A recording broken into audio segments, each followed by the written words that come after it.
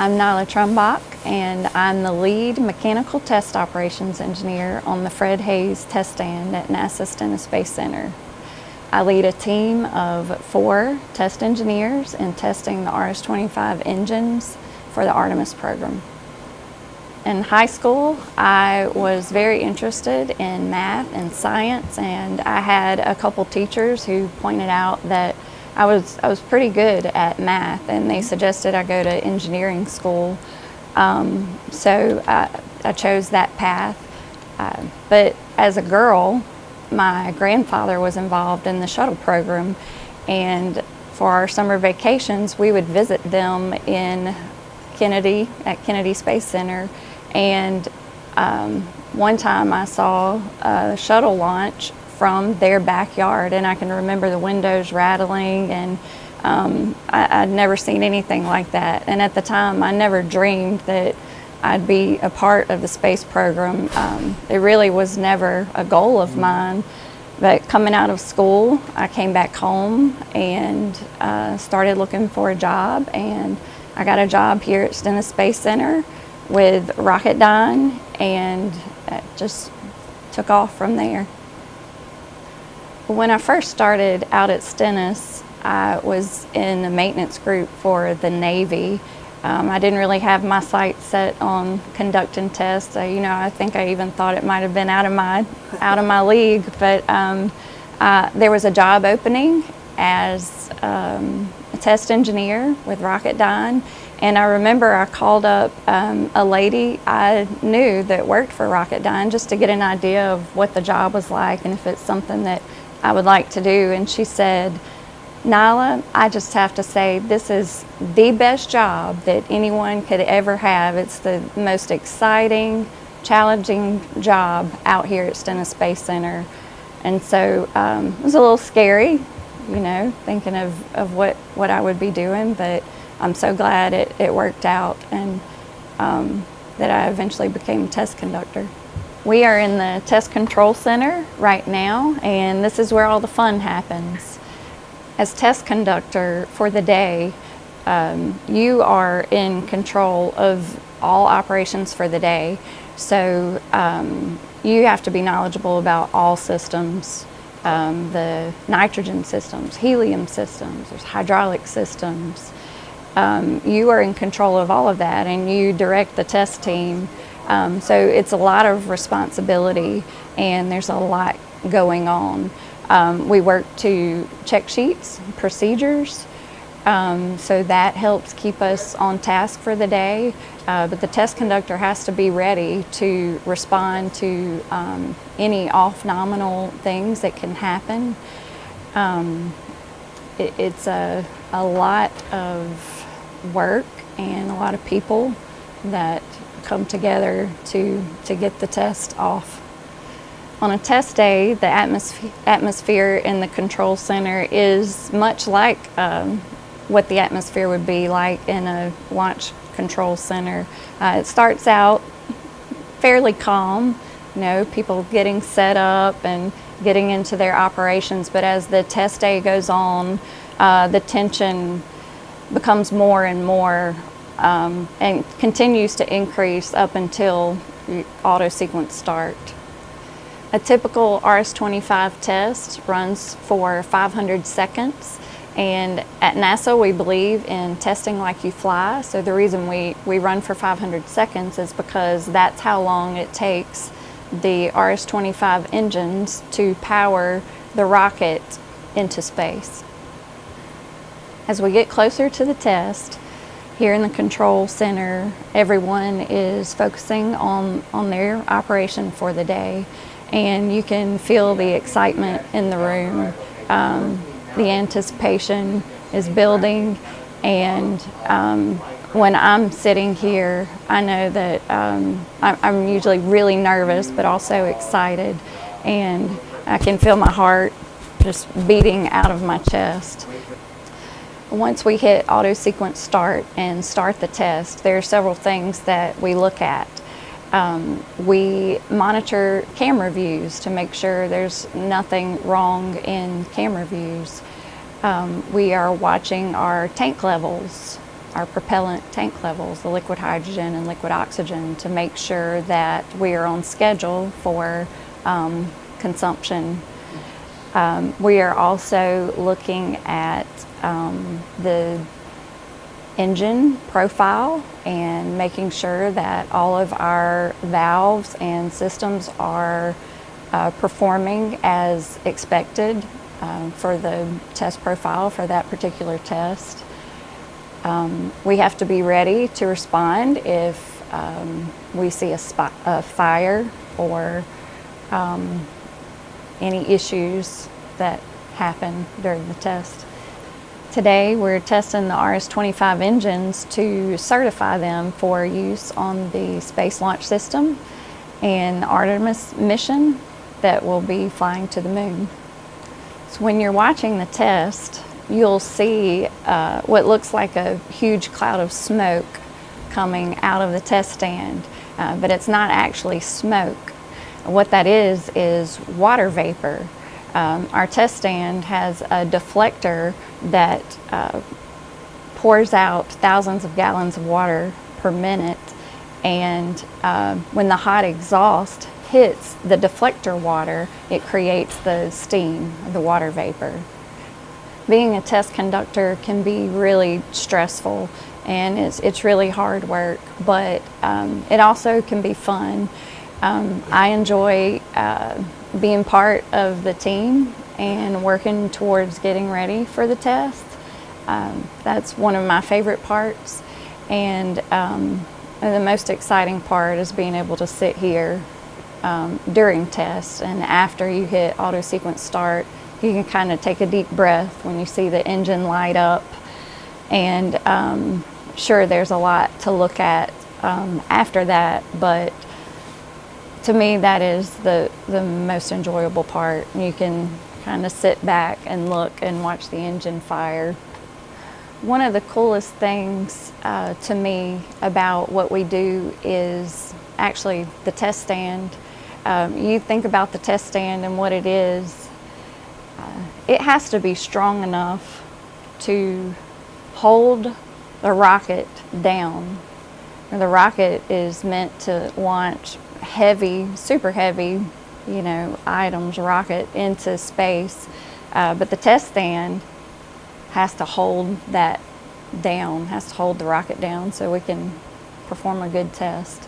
I just think that's really amazing how these test stands were built and what they were made to do.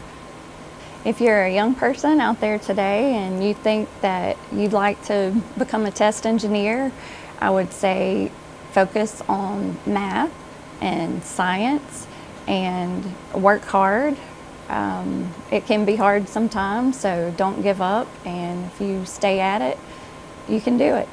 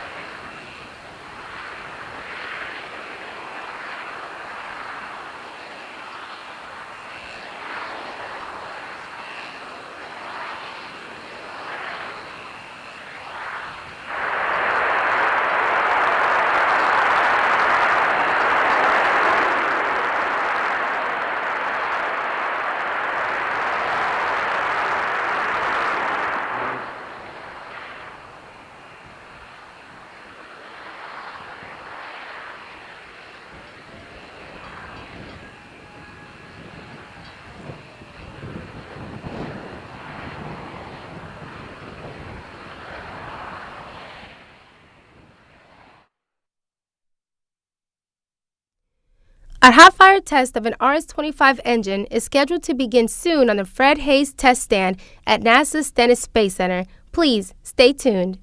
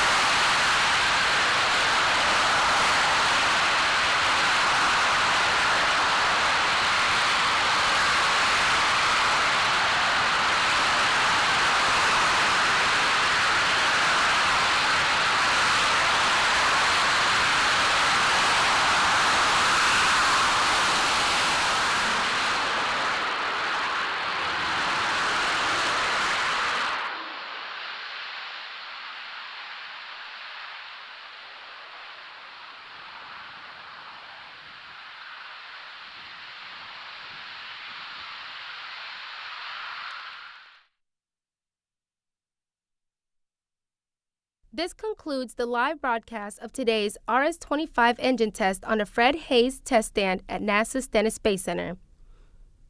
Please check the NASA Stennis website and social media channels for additional information about today's test as well as upcoming hot fires. Thank you for tuning in and for your ongoing support of NASA and NASA Stennis. Please join us now in viewing a NASA Stennis video titled Part of Something Great.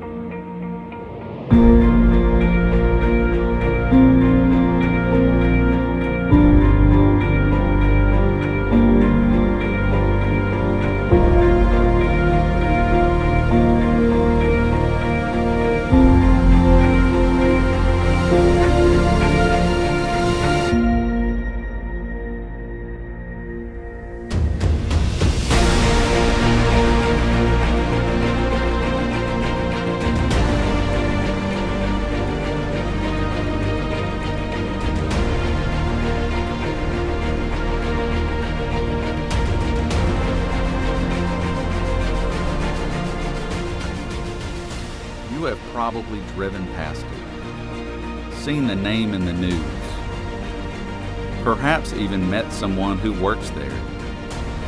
But what do you really know about NASA's Stennis Space Center? There are a lot of facts, but here is the important one.